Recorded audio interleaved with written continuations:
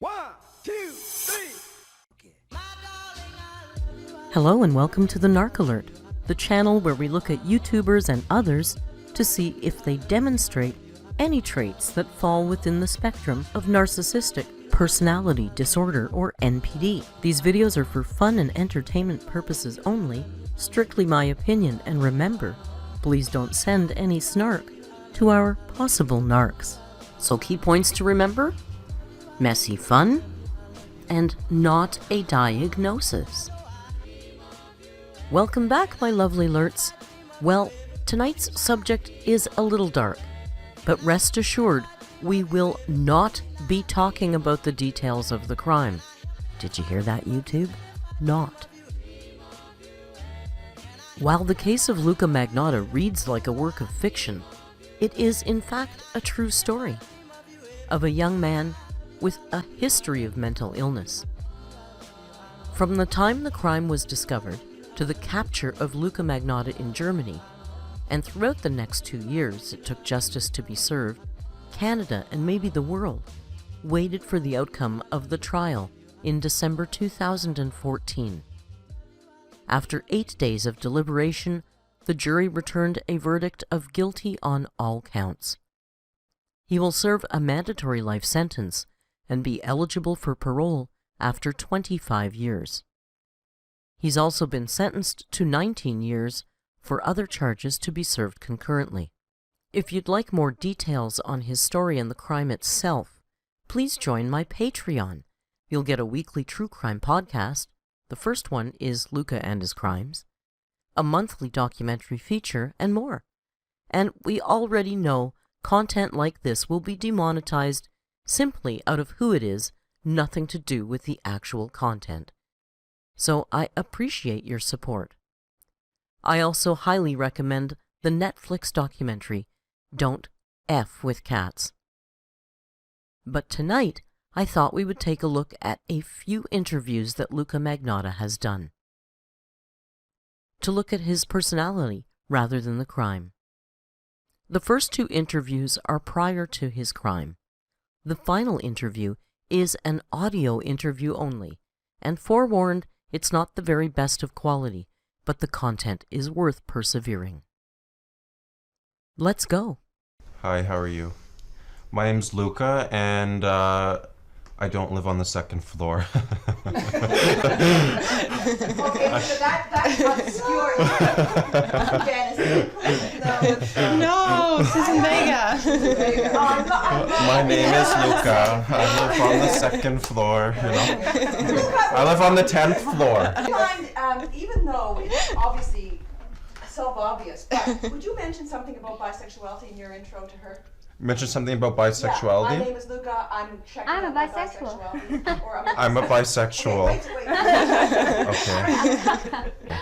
Clear the air here. All right, yeah, definitely. Let's just relax it up a bit. Is it still on now, or? Yep. It's always on, Do I just keep going? Or? But don't worry about it. Like, don't even think Okay. about these guys. Yeah. Luka introduces himself with a joke, and while it is funny, he laughs loudest and longest. He appears painfully aware of everyone's eyes and the cameras. He can't relax and be genuine. Okay, my name's Luka, and I'm a bisexual, and I like to sleep with both men and women, obviously, and I feel comfortable completely with both. And it's like 50-50 for me. Actually, it's a bit more. It's like 60% men and 40%. Yeah. Great, thanks for sharing that, Luka. You're very welcome. These are really good comments. Yep. Well, I tend to have a lot of male partners, and a lot of people assume that, you know, I'm gay because I have a lot of male partners.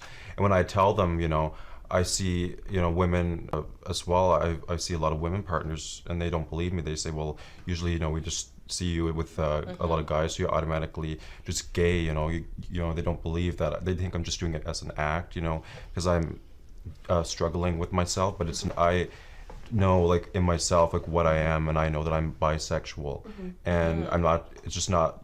You know, people think, you know, you're just saying it, but I'm not. This is a room full of people being interviewed for a documentary on sexuality. It feels as if Luka is trying to hold the attention for as long as possible, by saying the same thing over and over. He also says he's trying to figure himself out, as well as saying he knows who he is. It is a lot of word salad to hold the spotlight.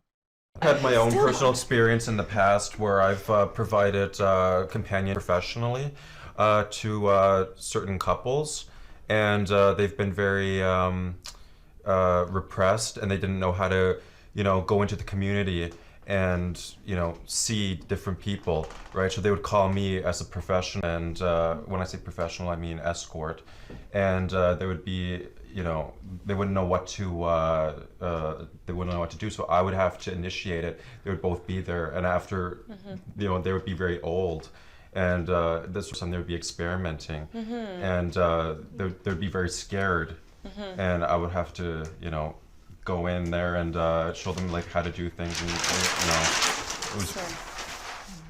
In true narcissistic form, Luka regales the crowd with a story about multiple couples depending on him to guide them into the swinger lifestyle.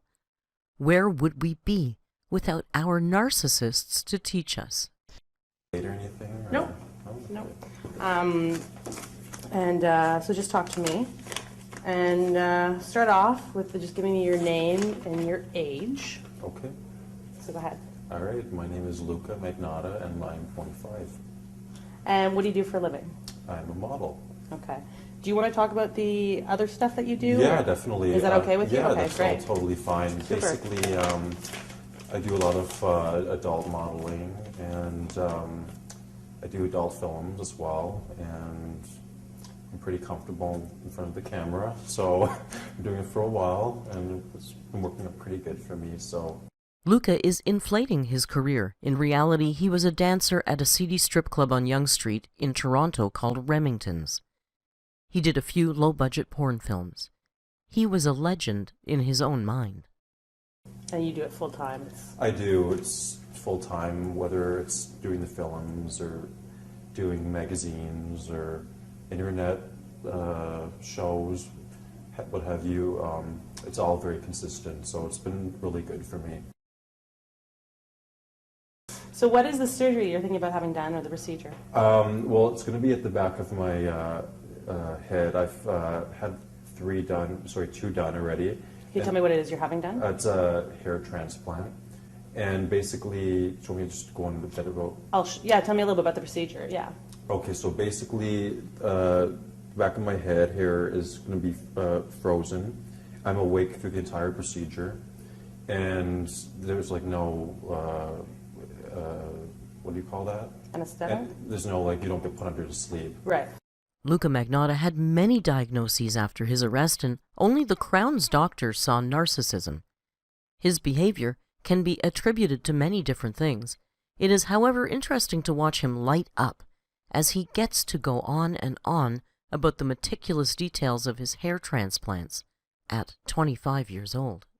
So basically, they cut open the back of my head, and they take a strip of flesh off, and they cut it off, and they take it to the side, and nurses work on it for a few hours by taking each individual hair out of the graft. And then they sew the back of my head up, and that takes about an hour. So they pull the skin down? Or Yeah, they pull it down and tighten it and sew it back up. Then while the nurses are working on taking the hairs out, the doctor puts me back, and he tries to decide where exactly all of them are going to be needing to be placed, so it looks very natural. Okay. And as you can tell here in the front of my head, the hair is grown in pretty nice because I used to be receding, so it's grown in. And so basically they take all of the individual hairs, and one by one they transplant it into my scalp. His speech pattern is very repetitive. He says the same things over and over. I suspect he thinks we're all very simple and need this clarity, and he gets to hold the attention longer. And wherever they feel it needs to be. yeah, definitely. So it's all filled in, and there's no. I guess basically at the back of my head here, I cover it well with my hair, but it's going not bald, but I'm in denial here. You know what I mean? I guess you can say it is kind of going bald then, but I just, every time I look in the mirror, it seems to be getting worse, so I want to like completely eliminate it and stop it. Appearance is the most important thing to Luka Magnotta. In a moment of clarity, he says, "I'm delusional," and laughs. He has already had 2 hair transplants and is looking for more. And he has a hard time admitting that he is going bald. You know, before, obviously, because I can't have my hair looking like I'm 50 years old when I'm 25, right? So I want it to look pretty good. Yeah. And I've had cosmetic surgeries done in the past, so I'm pretty used to them. And What have you had done in the past? I've had my eyes done here, because I used to have dark circles underneath my eyes, and it was completely making me look like I was tired all the time. I've had my nose done. I've had 2 hair transplants, like I said before. And I'm planning on doing muscle implants in my pecs and my arms. So that just remains to be seen, but because that's pretty... You think you're a bit of an addict? Yeah, my name's Luka, and I'm a cosmetic surgery addict. But yeah, I would say, to be blatantly honest, I think that I am, because just the profession that I'm in, it makes me more aware of my looks, because I'm constantly seeing other people, you know, that are extremely good looking, how they look, and I'm comparing myself. So I need to step up my game, basically, and that's why I'm having all these procedures done. Do you feel it's more a modeling thing or more of an adult entertainment thing? Do you feel the pressure? I would say it has to be both, because both industries are so competitive that they both need you to look your best all the time, and there's just a lot of stress and a lot of anxiety in both industries. You know, so I have to say a bit of both. He was never a real model. And as far as the adult film industry, I'm sure looks can help, but for men, it isn't generally the priority. Other things are. See Ron Jeremy, for example. Definitely. There's pressure to look good. There is so much pressure to look good, because you're on set with these other people, and you know, you see how they look, and then after all your little flaws start coming out, and you're like, oh well, you know, this person looks that way, and they have this sort of body, this sort of face and hair, and now I compare myself to this person. So he has like fuller hair, so now I want fuller hair. He has a better nose, so I want a better nose. And he is obsessed with being the best looking, having the best features. It is unacceptable to him to not be the best looking person in the room. You look like you're a handsome guy. I can't imagine you weren't that handsome before. You know what?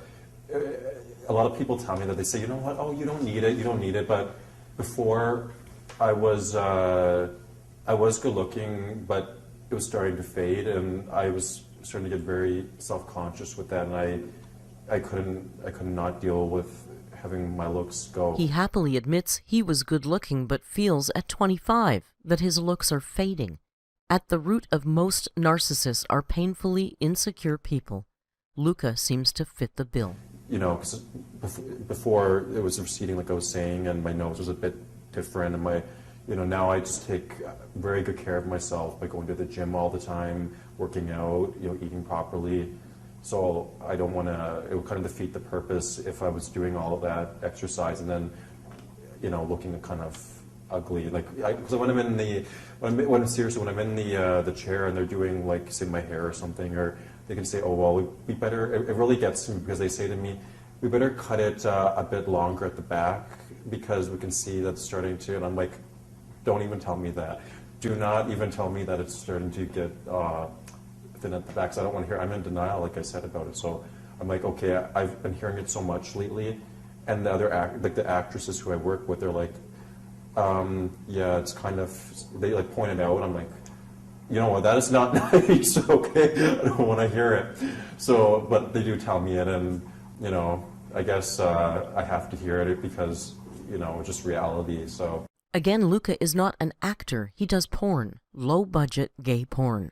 I doubt there are throngs of female actors telling him that they see his bald spot. This is a story to make him look both legitimate and sympathetic. How important are your looks to you? Oh my God, if that's number one. okay, number one is looks, number two would have to be intelligence, and I don't know what the rest are. all I care about is number one, basically. All I do is care about how I look, by getting clothes, basically. Because you know what, when you're going out to parties, when you're going to events, when you're going traveling everywhere, you have to constantly wear something new all the time. You can't keep, it's a very strange industry, but not a lot of people can understand unless you're in it, so. Of course, we know people with traits of NPD think they're better and more special than the rest of us. We wouldn't understand his unique experiences and emotions. Do you think, I enjoy it though. yeah.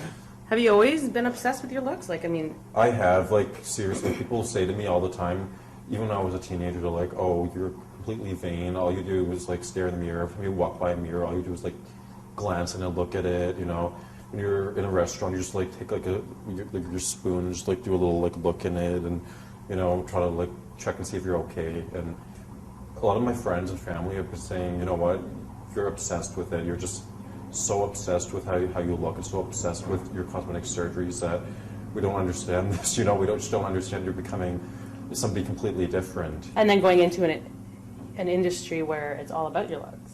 It is, so when you go from, when you're in high school or something, and your looks, they're important, but not everything. Then you just go into an industry.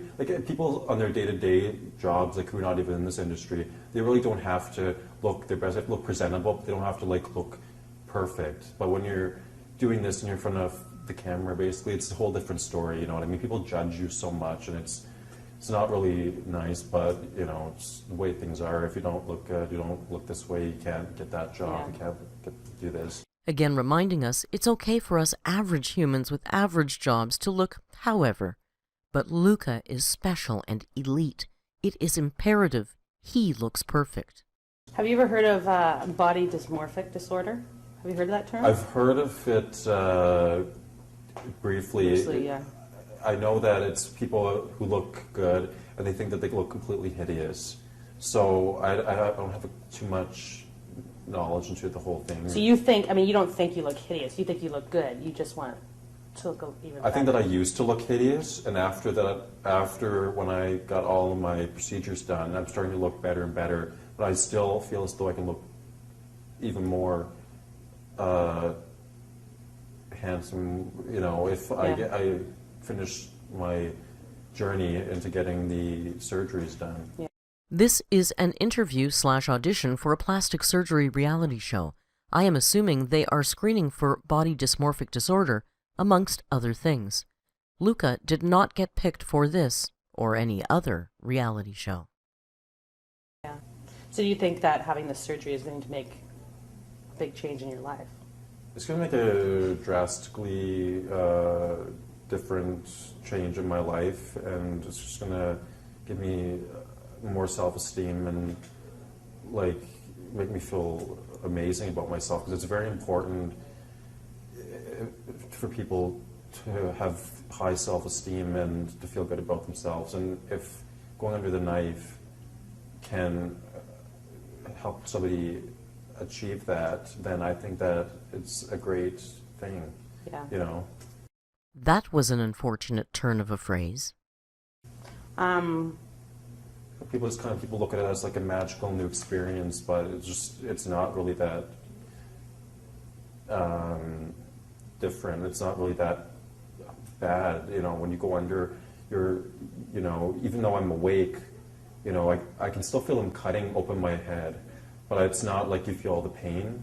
You know what I mean? But you just have to stay there for hours and hours and feel them cutting open your head and putting it in, and you can actually feel the blood dripping down the back of your neck, and it's kind of graphic. I don't mean to gross everybody out here, but it's seriously graphic. Yeah. It is hard to ignore how much he seems to enjoy getting very graphic with his description and seeing people's reactions.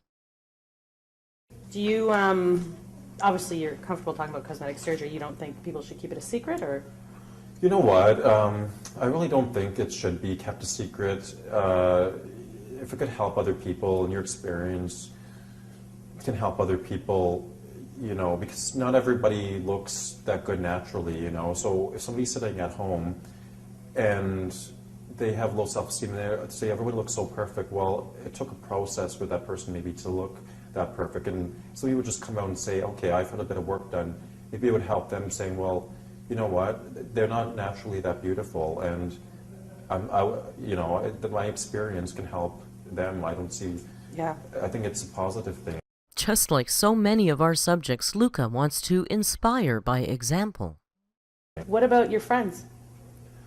What They do just think? keep saying to me all the time, oh, you know what, you look good, you look fine, just don't even worry about it. But I honestly, they don't understand my position in life. They don't understand my goals in life. Like, you know what, if I don't have my body, if I don't have my looks, then I don't have any life. My looks and my body are my life. So me and them have different ways of thinking, and we're constantly getting in arguments and fights. Luka is not known for having a great many close friends. If he did, they of course couldn't possibly understand or relate to him. He is special. When I've watched adult films, the guys are not that good looking. Oh. So I'm just wondering, like, not always. So I'm just curious as to why, I mean, has it changed, you know, the adult film industry? Like, where there's more pressure on men that they have to look like super hot guys? I would have to say that I've seen adult movies where guys are ugly, like Ron Jeremy, I was for gonna say example. Ron Jeremy That's is hideous. classic, Okay, that's yeah. just disgusting. Yeah. Now, yeah, everyone has to admit, though, if you are better looking, you are going to get more fans and you are going to get more jobs. So obviously, I found that when I got my procedures done, I got more fans, I got more jobs, I got everybody's, acceptance. So I think that the adult industry has changed from the 70s and 80s up to the new millennium, that the guys are taking more of a proactive approach in their own careers and lives, and they want to look as good as possible, because I guess the term now is metrosexual. Right.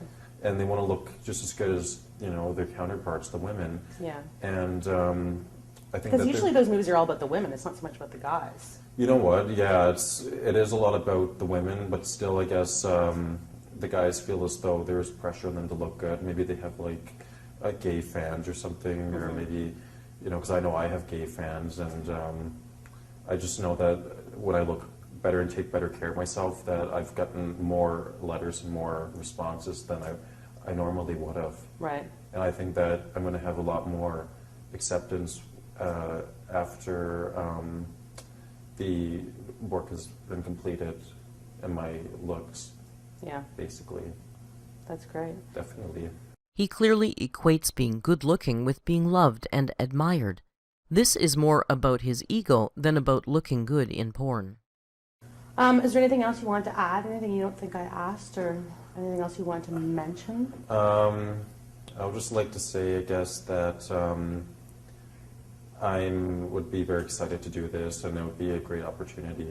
And I think I would be a great candidate for this position.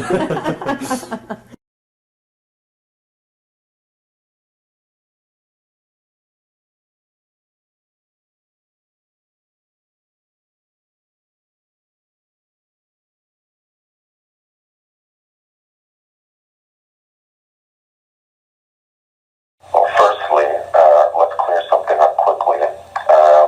It's always bewildering, bizarre, and somewhat mystifying how sensationalist hypocrites in the media rapidly push their judgmental, fabricated disinformation on an unsuspecting public. This is precisely why I refuse to do any interviews, even though I'm bombarded with requests. I pay no attention to the news, nor do I purchase tabloid papers. In my opinion, true journalism has faded away. 90% of what people are force-fed about me is completely false and slander. The only time anyone should believe anything is if it comes directly from me. This sounds classically narcissist. Everything you hear about him is a lie unless it comes from his mouth. He is clearly trying to control the narrative.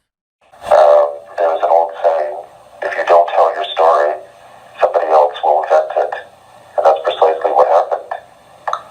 People will continue to postulate, assuming certain stories are true without any evidence or research. I never testified at trial, so nobody can claim I agree to anything.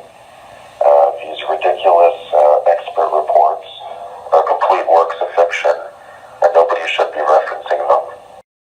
This sounds familiar. All the doctors are completely wrong, and only he understands the truth.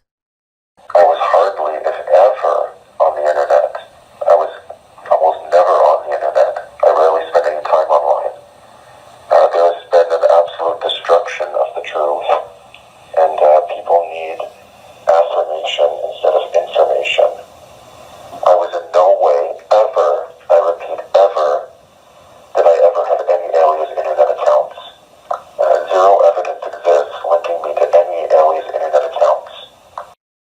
Luka Magnotta has also gone by the aliases Vladimir Romanov and Jimmy, set up dozens of online usernames, and maintained 70 Facebook pages and 20 websites.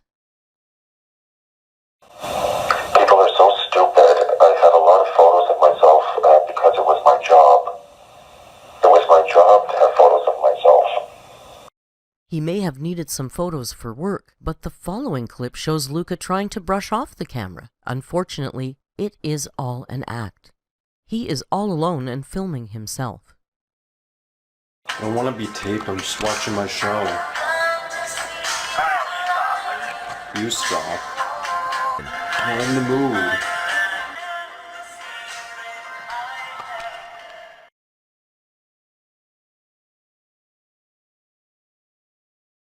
I'm bewildered by this fake narrative.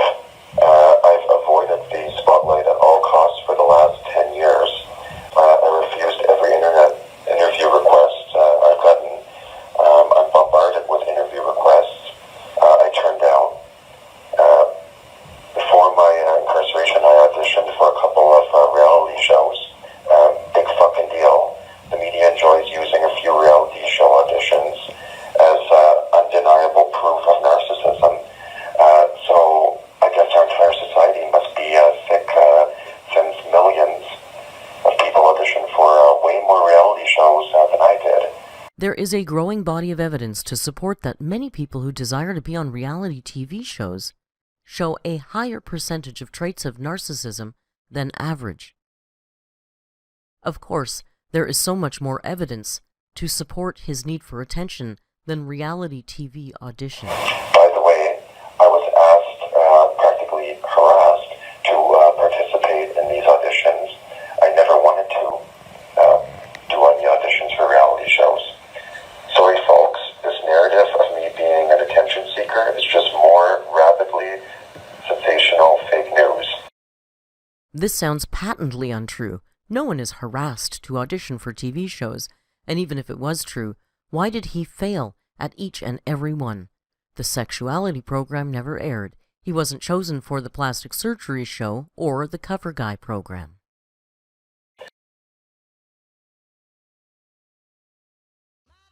Absolutely not. More fake news. Next.